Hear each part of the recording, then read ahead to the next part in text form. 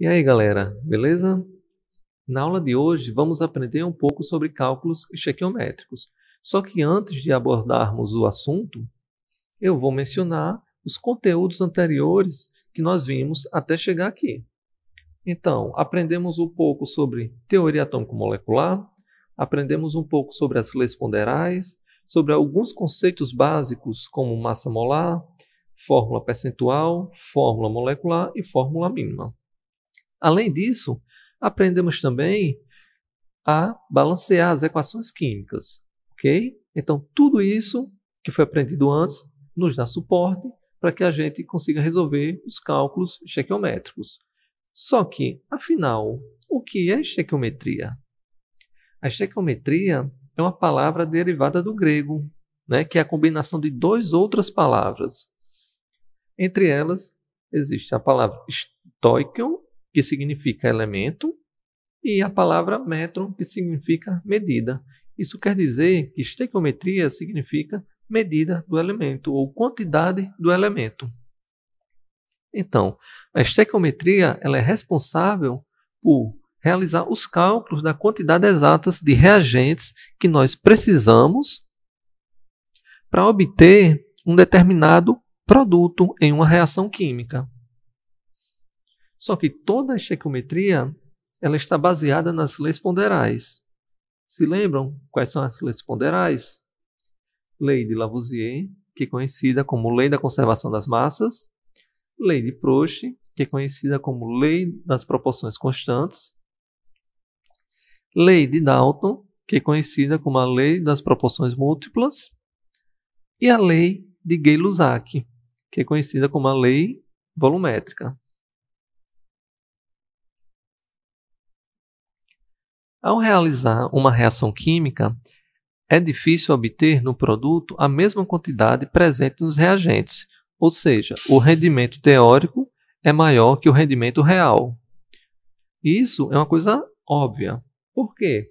Porque quando se trata de experimental, existem os erros.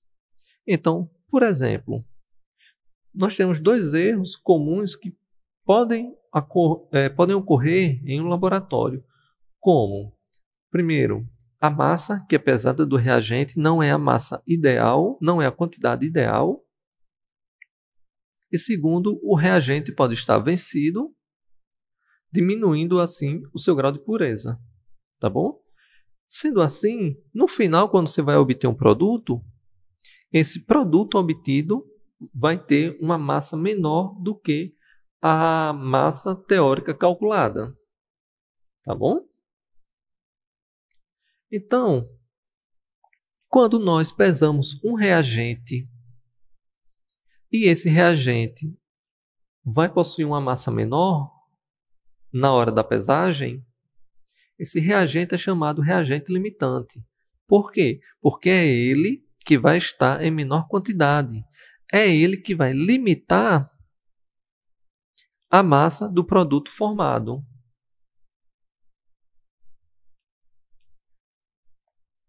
Mas como nós conseguimos identificar os reagentes limitantes ou o reagente limitante? Quando nós comparamos a quantidade teórica com a quantidade prática. Tá bom?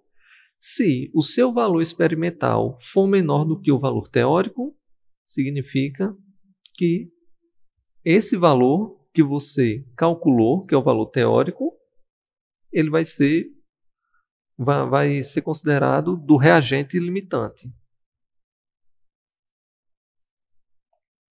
Vamos aqui para uma questão.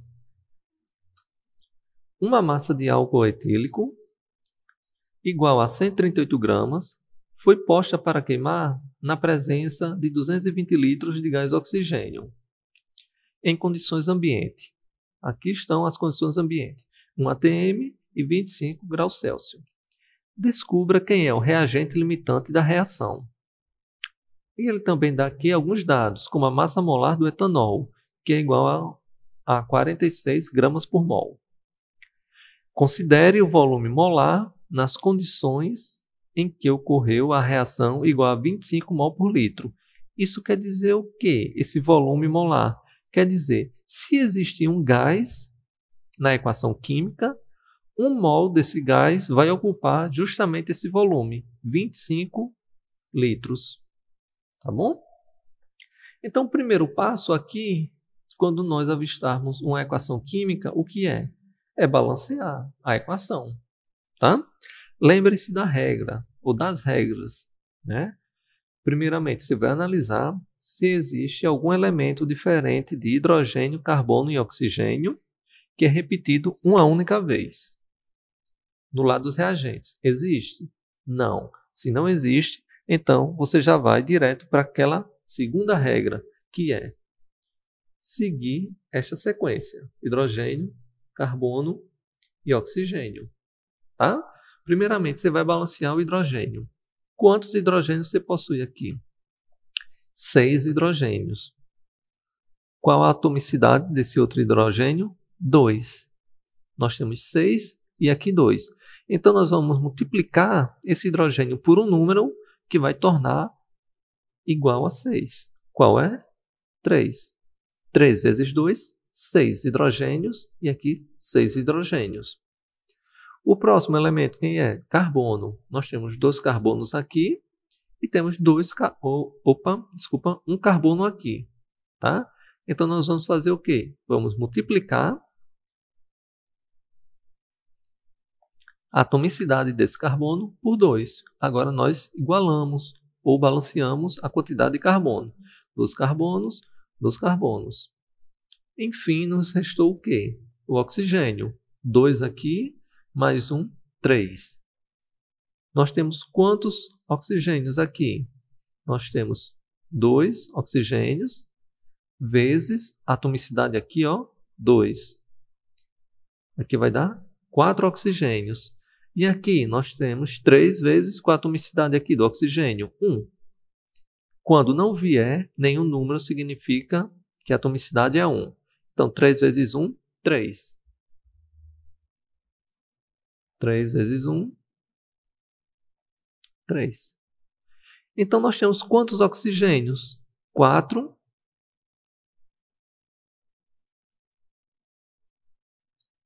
Mais 3. 7 oxigênios. Aqui nós temos 3. Então, nós vamos fazer o quê? Vamos multiplicar essa molécula aqui por um número para igualar o número de oxigênios? Não. Por quê? Porque nós vamos alterar a quantidade de carbono e hidrogênio. Se a molécula de oxigênio é simples, só existe ela, então vamos multiplicá-la por um número que fica mais fácil. Qual seria esse número? 3. Então, 3 vezes 2, 6. Mais 1, 7 oxigênios. Mais quantos oxigênios do outro lado? 7 também. Tá bom? Então, balanceamos a equação. Em seguida, vejam o seguinte. Nós vamos calcular, primeiramente, a quantidade de oxigênio que nós iremos precisar para a combustão de...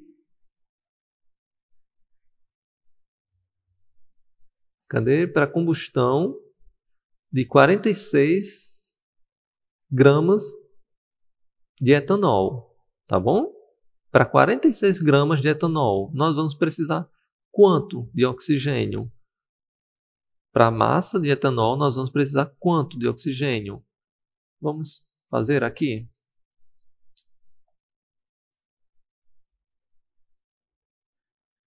Qual a massa molar do etanol que ele deu aqui? 46 gramas. Mas 46 gramas vai formar quanto?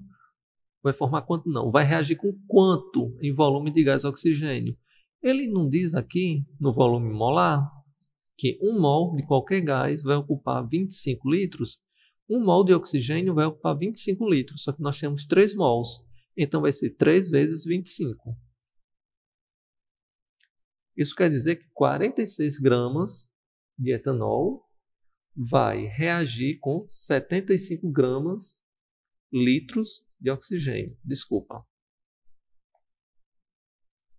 Mas se nós tivermos 138 gramas de etanol, ele vai reagir com quanto volume de oxigênio? X. E aí montamos uma regra de 3 simples. Vai ficar 138 vezes 3 vezes 25, dividido por 46, que vai dar, 225 litros de oxigênio. Essa quantidade de oxigênio é a quantidade que nós iremos precisar. Só que nós temos qual volume de oxigênio? 220 litros. Então veja que o valor teórico é maior do que o valor prático. Nós precisamos de 225, porém só temos 220. Vou apagar aqui.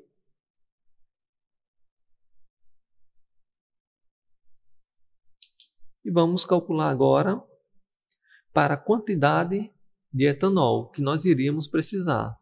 Vamos fazer a mesma relação, 46 gramas de etanol reagindo com este volume aqui de oxigênio. Porém, se nós tivermos 220 litros de oxigênio, nós iríamos precisar de quanto de etanol? Y. Fazemos uma segunda regra de 3. E aí, resolvendo o produto e a divisão, nós chegamos a um valor de aproximadamente 135 gramas de etanol. Tá bom? Isso quer dizer que nós precisamos, para a combustão de 220 litros de oxigênio, nós precisamos de 135. Porém, qual a massa que nós temos? 138. Então, o valor teórico, que é 135, é menor do que o valor prático que nós temos, que é 138. Tá?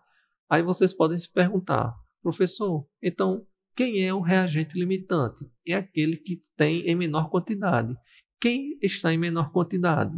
É o oxigênio ou o álcool etílico ou o etanol? Vejam, nós precisamos de 225, porém só temos 220 de oxigênio. Para o etanol, nós precisamos de 135 e temos 138. Quem está em menor quantidade é o oxigênio. Sendo assim, ele vai ser o reagente limitante da reação.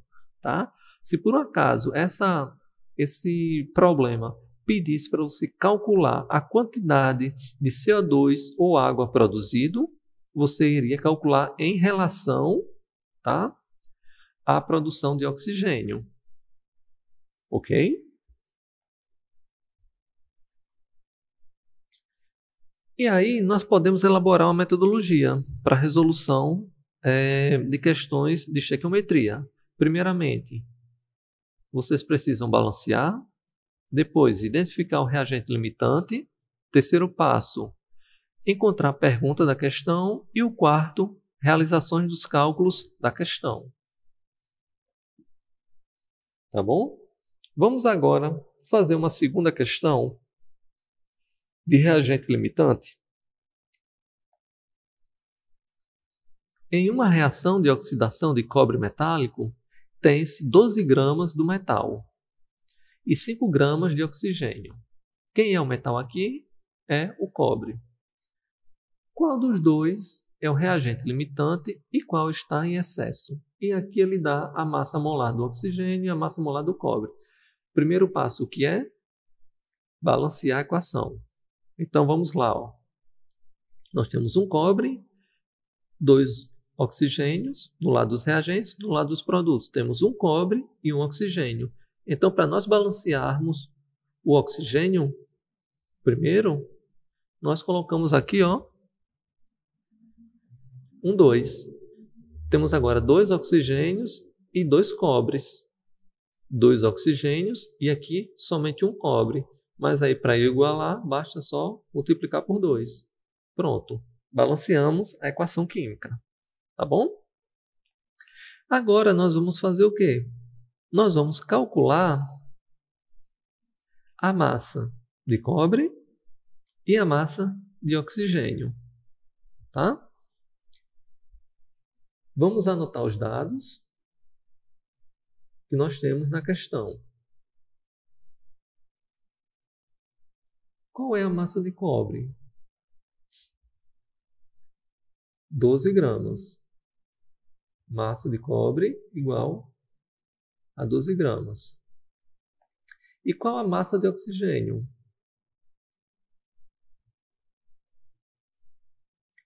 5 gramas. Tá? Vamos fazer o seguinte, calcular agora a massa molar desta quantidade de cobre reagindo com esta quantidade de oxigênio.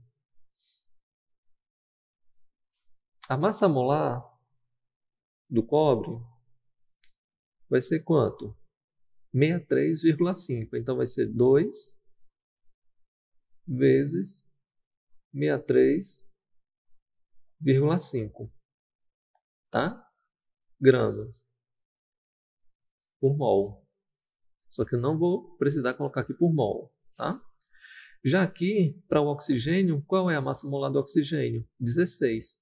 Só que a atomicidade do oxigênio é 2, então vai ser 16 vezes 2 gramas. Isso daqui, pessoal, vai dar justamente 127 gramas. 127 gramas. E aqui vai dar 32 gramas. Isso quer dizer que 127 gramas de cobre, ele reage com 32 gramas de oxigênio, tá? Só que se nós tivermos 12 gramas de cobre,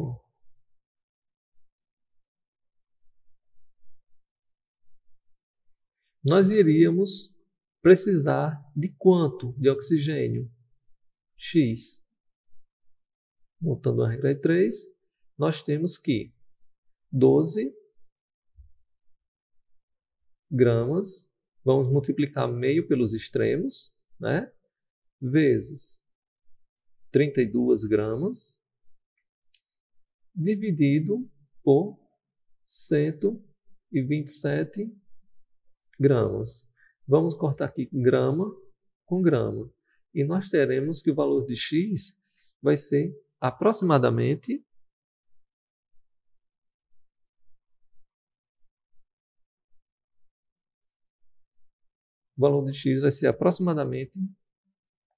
3 gramas de quê? De oxigênio. De O2. Tá bom?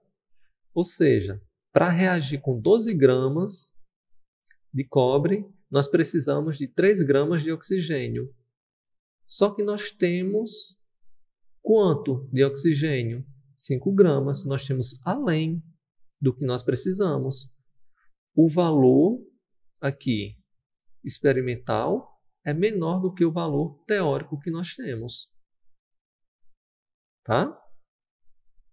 Vamos fazer o seguinte agora. Vamos calcular agora para o cobre. Vamos colocar essa mesma relação aqui. 127 gramas. Tá? De cobre está para 32 gramas de oxigênio.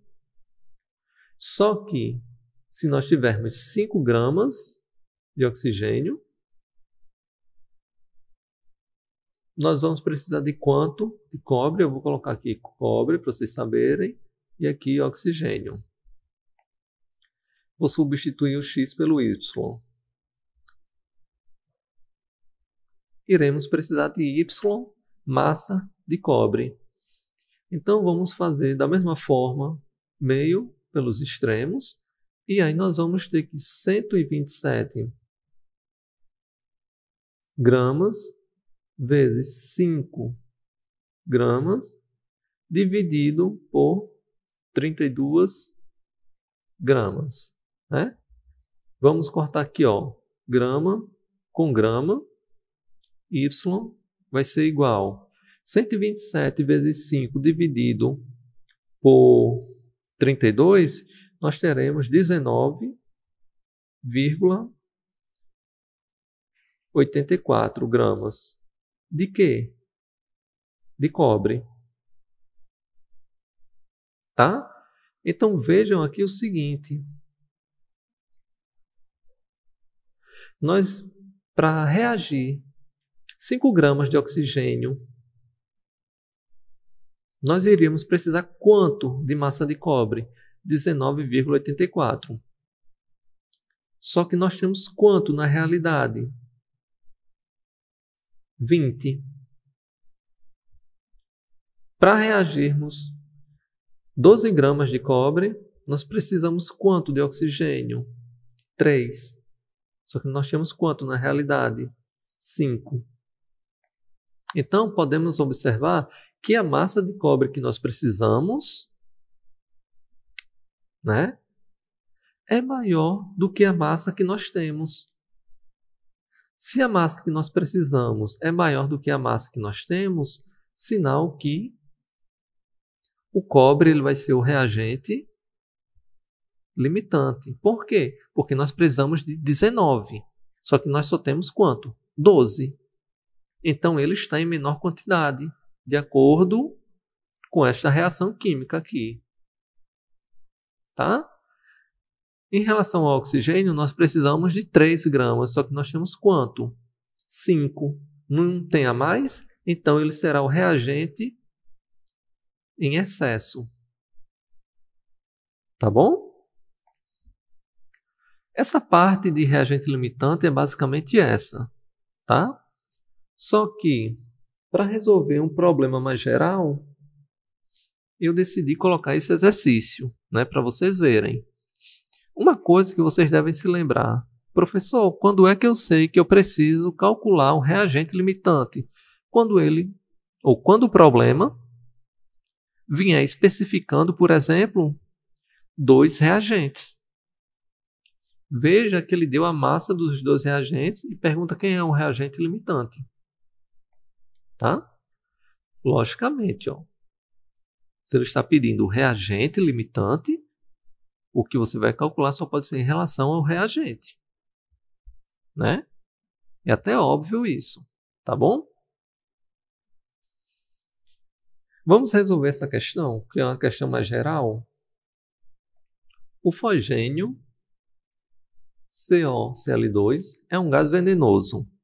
Quando inalado, reage com a água nos pulmões para produzir ácido clorídrico, que causa graves danos pulmonares, levando finalmente à morte.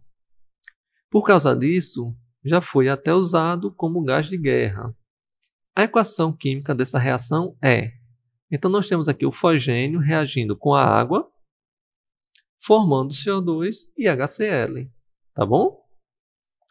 Se uma pessoa inalar 198 mg de fosgênio, a massa do ácido clorídrico em gramas, que se forma nos pulmões, é igual a... Repetir basicamente o mais importante. Tá bom? Então, primeira coisa que nós devemos fazer o que é? Balancear a equação. Nós temos algum elemento diferente de hidrogênio, carbono e oxigênio. Temos quem? O cloro. Então, o cloro, ele será quem vai iniciar pelo balanceamento. Tá? Nós temos aqui 2 cloros, a atomicidade desse cloro é 2, e desse daqui, a atomicidade 1. Então, nós vamos multiplicar este produto aqui por 2. Só assim nós passamos a ter 2 cloros balanceado com 2 cloros. Beleza. Só que nós passamos até agora 2 hidrogênios, seguindo aqui essa sequência. E nós temos quantos hidrogênios aqui? 2 também, está balanceado. O próximo quem é? O carbono. Nós temos um carbono de um lado e um carbono do outro. Está balanceado. Por último, sobrou quem? O oxigênio. Um oxigênio mais outro, 2 oxigênios. E aqui, 2 oxigênios. Então, esta equação balanceada é desse jeito. Tá bom? Ele quer saber se uma pessoa inalar essa massa aqui de fosgênio, quanto será formado de ácido clorídrico em gramas. Resumindo, é isso. Então, a primeira coisa que a gente vai fazer é calcular a massa molar aqui do fosgênio, tá?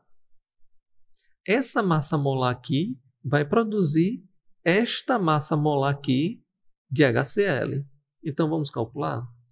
Massa molar do CO, Cl2, vai ser igual massa molar do carbono. Pessoal, se por acaso no enunciado não veio as massas molares, deve vir pelo menos uma tabela periódica, tá bom? Então, a massa molar do carbono é 12. Mais a massa molar do oxigênio, 16. Tudo isso arredondando. Mais a massa molar do cloro é 35,5. 35,5. Só que a atomicidade dele aqui qual é? 2. Então, vezes 2. Massa molar do fosgênio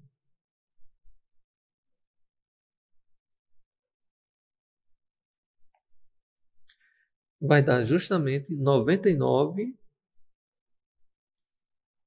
gramas. Tá bom? Vamos agora calcular a massa molar do HCl. Massa molar do HCl.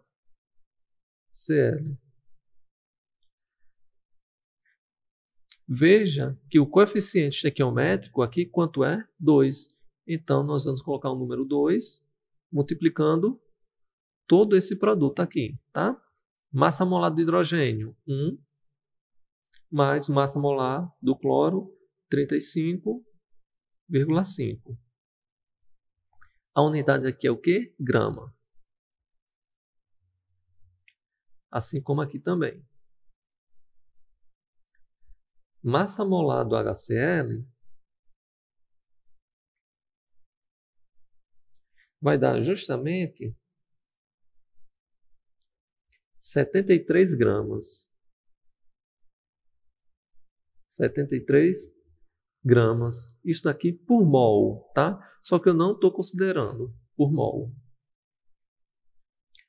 Bom, sendo assim, isso quer dizer, ó, que para cá, isso quer dizer que 99 gramas de fosgênio, que é o CO, Cl2, ele reage com 73 gramas, reage não, ele forma 73 gramas de HCl, tá? Deixa eu colocar aqui, CO, Cl2, ok? Sendo assim, ele perguntou se nós tivéssemos 198 miligramas de fosgênio, quanto iria ser produzido de HCl. Só que vamos fazer o seguinte, vamos converter logo essa massa. A massa aqui não está em miligrama, então 198 miligrama. Convertendo isso daqui para grama, nós vamos ter, ó, massa igual. Para nós convertermos de miligrama para grama, nós dividimos por 1000, tá? Por 1000. Isso daqui vai dar 0,198 miligrama. Ok? Então, se 99 gramas de fosgênio produz 73 gramas de HCl, 0,198 gramas, que é grama,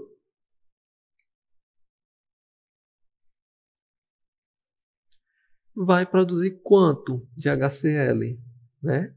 Aqui vamos fazer meio pelos extremos. Então, nós vamos ter que x igual a 0,198 gramas, né, de fosgênio vezes 73 gramas de HCl dividido por 99 gramas de fosgênio. Vamos cortar aqui grama com grama, vai sobrar somente grama de quem? HCl. Então, realizando essa multiplicação e esta divisão, nós vamos achar 0,146 gramas de HCl, tá? Olhando para esses valores, nós temos alguma resposta? Não. Mas se nós transformarmos isso daqui, esse valor em base 10, vamos transformar isso em base 10? Vamos pegar esse valor, multiplicar pela base 10. Então, nós vamos ter, vezes a base 10. Vamos deslocar essa vírgula uma casa para a esquerda. Uma casa. Quando nós deslocamos a vírgula uma casa para a esquerda, essa base vai se tornar negativa. O expoente da base vai ser negativo. Se esse deslocamento for para o lado, desculpa pessoal, para o lado esquerdo não, para o lado direito, tá? Quando nós deslocamos a vírgula, uma casa para o lado direito, o expoente da base 10 é negativo. Se nós deslocarmos a vírgula uma vez para o lado esquerdo, esse expoente é positivo, tá bom? Então, deslocamos aqui uma vírgula para a direita, nós teremos 1,46 vezes 10 elevado a menos 1 grama de quem? HCl. Nós temos esse valor? Temos. Qual é a alternativa? Letra B. Tá bom? Pois bem, pessoal, é isso. Estequiometria envolve todos aqueles conceitos que nós vimos até então, tá bom? Espero que vocês tenham gostado, tá? Dessa aula. Até mais e procurem estudar.